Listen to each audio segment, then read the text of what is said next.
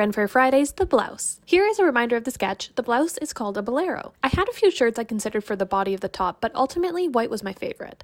With the shirt on, I marked where I wanted the shirt to fall, and I cut the rest off. Then came the hard part, patterning the sleeves. Now, I started out making this harder for myself by trying to draft a sleeve totally from scratch. Then I realized I had a perfectly good sleeve I could use for a jumping off point. Because I wanted an opening on the top of the sleeves, I cut the sleeve on the top so there would be no underarm seam.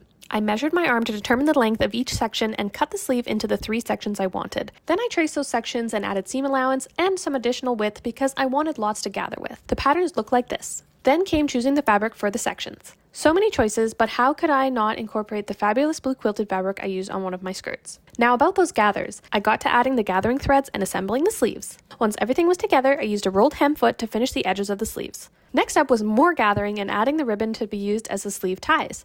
I didn't have the right size, so I folded some I had in half and it was perfect. I even got to use one of my fancy stitches for this part. Remember the gathers? The journey isn't complete until you spend forever and a day removing all the gathering stitches. Next up was the collar. I had some of this lace trim left over, so I picked the existing collar off and simply replaced it with the lace. I will be making an additional jester's collar in an upcoming video. After attaching the sleeves and cleaning up the edges with the serger, I had one last step, and that was to swap out the buttons with these cute blue stars. With each part of this costume I make, I think there's no way I can top this. And yet, here I am, enamored with how whimsical and unique this blouse ended up. So, I'll be here swooning over this costume. See you next Friday.